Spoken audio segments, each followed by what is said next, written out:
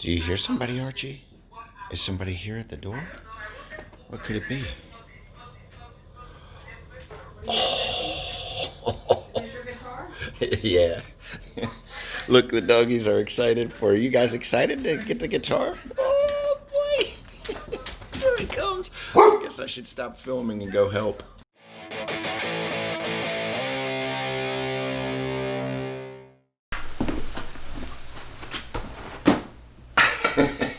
I have to keep it down because my wife's in nursing class. Not nursing, helping. Are you on the live? Yes. Hi! She says hello. All right, let's see if we can do this without cutting a finger off. This is so exciting. Oh my gosh. I'll have to speed this part up.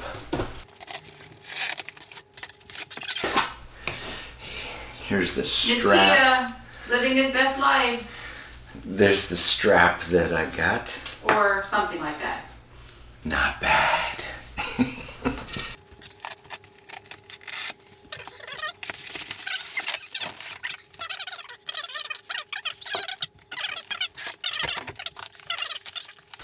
Got this nice little gator case that has been certified to fit precisely for this guitar.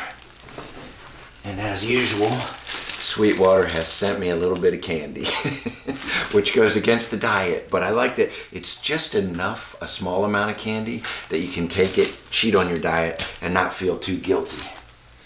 And I got some strap locks, so we'll be putting those on. I'm a huge fan of strap locks because the strap tends to pop off on me at inappropriate times.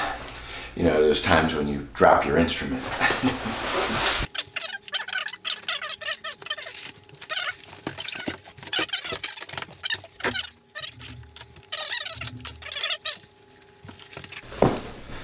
Let's see what we've got here.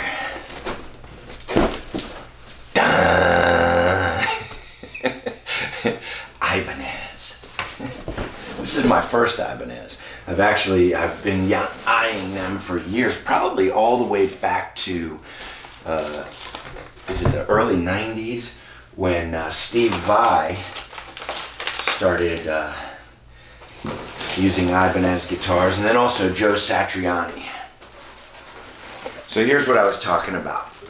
Nowadays, they send you it in a gig bag, which is really nice and handy for simple things. Like if I'm just going a block away to my friend's house to jam with him, I definitely would just take this.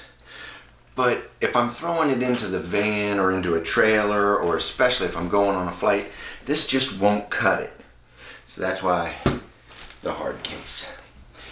And I've been kind of pushing the inevitable back. I know what you guys are really here for. You want to see this amazing work of art. And I do too. All right. Oh, it's Velcroed in. Oh my gosh. Dude. Holy smokes. Would you look at that? I mean, seriously. Look at that. It's like the most beautiful, and holy smokes, this might be the lightest guitar that I've ever owned, besides acoustic stuff, but electric. For being a solid body, I can't believe how light this is. And it's very nicely balanced. And look at the Purple Heart. Huh? I might need to talk soon. Okay. Look at the Purple Heart in the neck. So it's a three-piece neck that's got Purple Heart right down the middle of it, which is just gorgeous. I know nobody in the crowd or your friends watching you play don't get to see that, but you as a player, you get to see it all the time. All right, we're gonna take this bad boy downstairs and we're gonna see how she sounds. Okay. This is awkward. I'm I'm not sure that the camera can do it justice, but this is where we'll do the kind of lighted up unveiling. Like I said, I highly recommend a hard case regardless what you're doing. This is the Ibanez signature series for Nita Strauss from Alice Cooper's band, and originally she was in the Iron Maidens, which is also awesome. You should look them up. But it's one of the most beautiful guitars that I've ever seen in my life, so I knew that I had to have it. So I'm gonna go ahead and show you guys, even though we already kind of unboxed it upstairs, but wait until you see this thing in the light.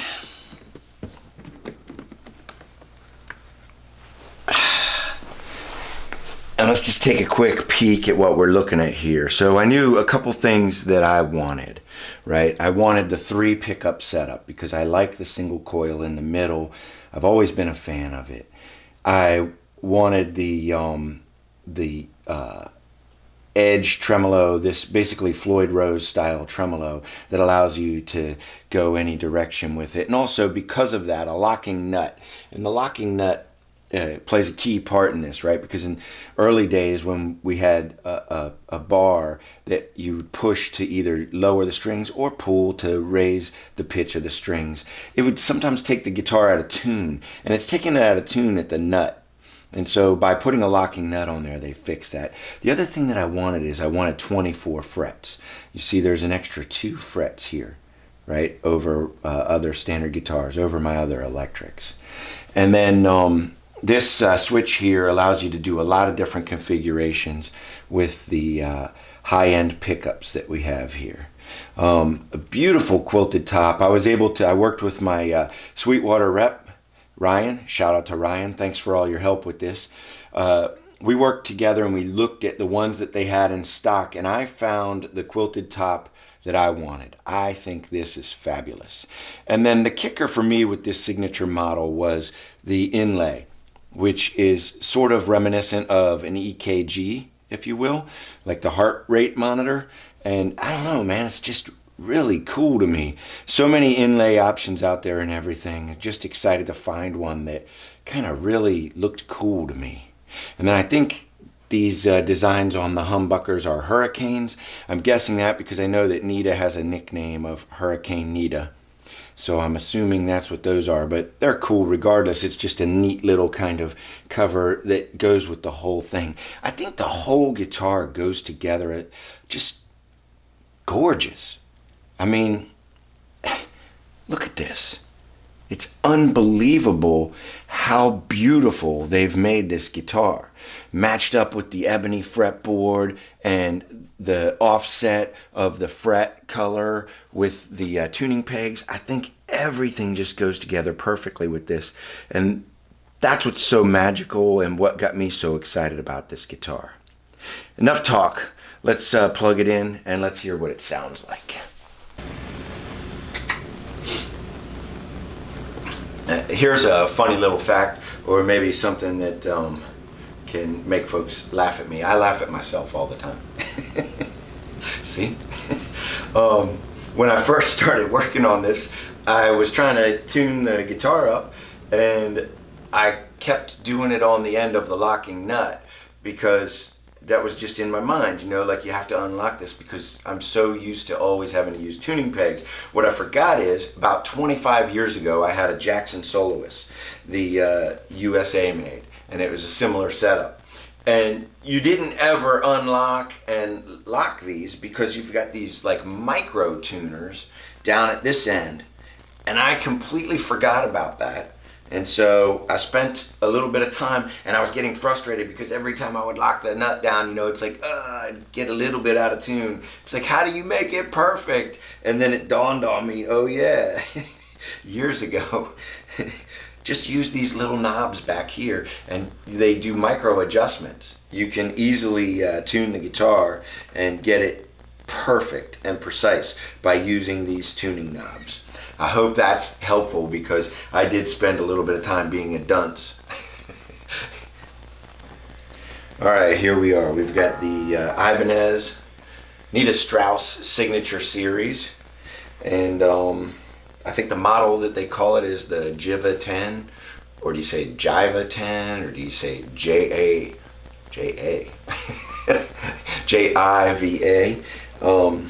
I don't know. So comment below if you know how to pronounce the name of my model number.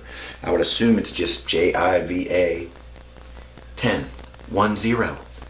Anyway, the first thing right out of the box, what I noticed is the tremolo, the bar has this screw gate on it, which I never really thought about it before. So my Jackson Soloist that I had many moons ago, it just popped in there, and it would pop right back out, especially as it got older. It got easier to just kind of pop out on accident. So I like that for the security side of it. But also what's really cool is this collar, you can tighten and loosen it so that the drop, right, is to your liking. Like, what if you'd like to keep it when you move it up here? When you have that pop-in kind, there's a little bit of drag, but it'll almost always either drop away or stay firm. And what if you're in between and you like something that's just a little bit loose, but at the same time doesn't just drop away, so that it'll kind of hang out there, but if I want it out of the way, I can easily just move it. I think that's kind of a cool feature.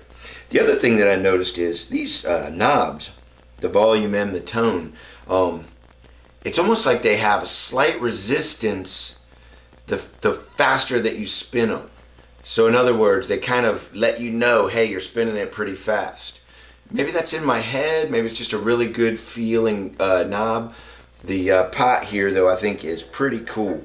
And I did notice tone makes a huge difference. By the way, because I've already played it. I cheated on you guys and played it beforehand. Anyway, that's what I wanted to say right out of the gate. I guess what I'm going to do is just maybe play some tones for you. There's a ton of other videos out there, I'm sure, where people have gone through the tones, but I'm really fascinated by the 3 pickups. So I thought I would just let you guys hear what that sounds like a little bit. Maybe if we were doing a rhythm. When I'm all the way down in this first one, right, then it's just the bridge pickup. And it's both sides of the humbucker. So if I go up 1 click, what I noticed is it just uses one side of the humbucker inside toward the center, and then this middle pickup too. And it gives a nice pleasant kind of sound. I really like that. But again, it's only on this one right here. It's not on this one. So these two are on it. And then when you go to the middle, it's just the solo, the single pickup.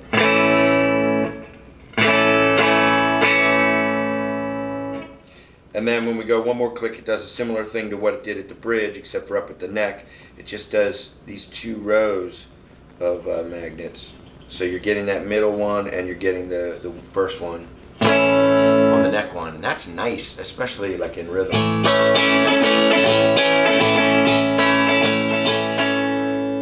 And then obviously the top one, we're all the way up at the neck, which is, I mean, it's got a totally different feel than all of them, and it's just really kind of cool. I could see almost a use for all of these, and I'm not really the type of person to switch. With my other guitars, they have the 3-way switching stuff. A lot of times I just stay on the bridge, which I know that's sort of like not a crutch, but you know what I mean? It's something I need to really step out of that. And that was one thing that I got excited about with getting this guitar. I'm going to start stepping out of that box, and I'm going to start really playing with and finding the tones that I want for specific things in the songs that I'm doing. So that's it on clean. 1, 2, 3, 4, and 5. And you can see the whole range. I'm going completely clean here, so the whole range that it changes just on that is really cool. And I didn't even play with volume and tone, which we know makes big adjustments. Right now I've just got them cranked because I figure I'm not going to spend 28 minutes playing every little different thing for you guys. But so now I'm putting on my tube screamer. It's a TS9, and I've got drive at 2 o'clock and tone at 4 o'clock. So it's not crazy, but it's definitely turned up a little bit, and we'll go through each of the pickups for that.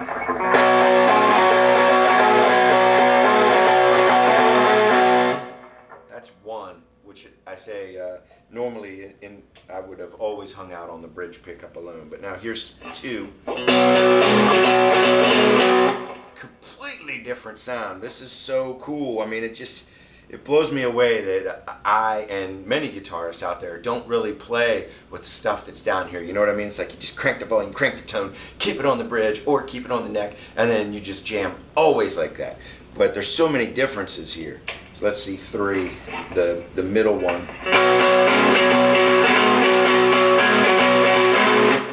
Totally different.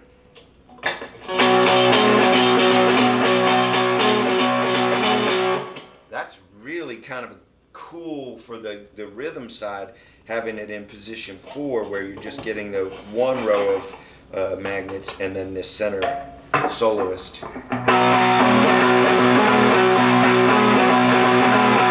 That's pretty standard sounding when I do flip to neck. So yeah, that's the tube screamer, and then let's just do some individual notes. So that was kind of like a rhythm on the tube screamer. Now let's do some individual notes.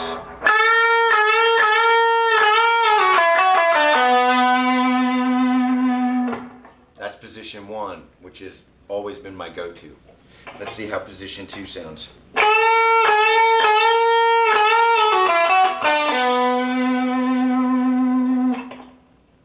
That's kind of cool. Nice. A little less sustain. I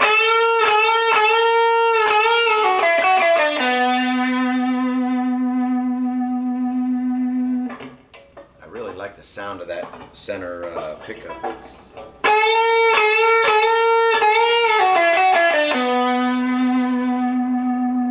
As soon as we start getting higher up on the leads, I notice it's a little bit more subdued, but it's still very pretty.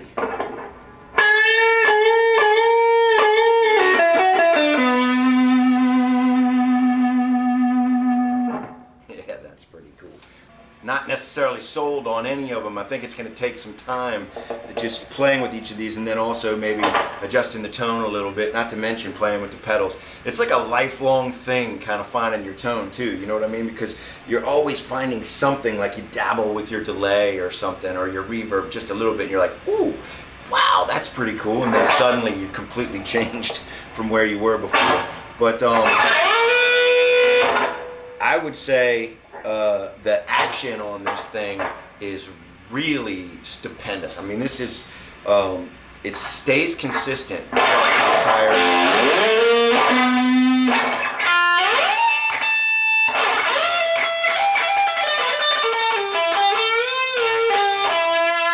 And I like the feel of this fretboard. I don't know if it's maybe like the radius part of it, or if it's the type of wood, or just the fact that I'm biased because I love this thing. But the fretboard feels really good. I noticed a lot of reviews when I was looking into this guitar. People complained about the frets, and I'm not noticing it.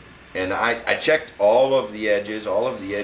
Maybe Ibanez did some quality control after seeing feedback from folks or whatever, but these frets are fantastic, and all of them. I mean, I checked each one individually, and they just have a really good feel, make it real easy.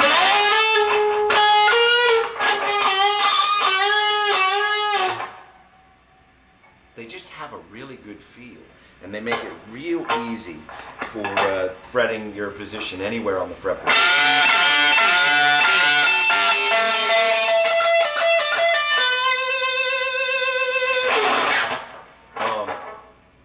So I just want to give this thing a 10. I can't stand when people give things a 10 across the boards, but I have not been able to find anything wrong.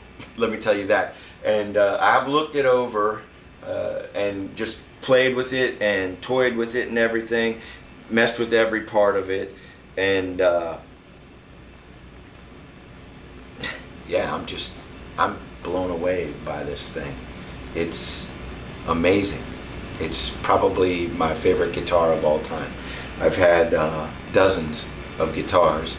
I still have several very favorite guitars, and this is my new favorite. Thank you, Nita, and thank you, Ibanez, and thank you, Sweetwater. This is the best thing to happen to me in 2020. I hope you guys enjoyed this, and let me know in the comments if you have any thoughts on this, or if you have one, or if you're thinking about getting one. Hopefully this was helpful, and I'll see you later on. Adios.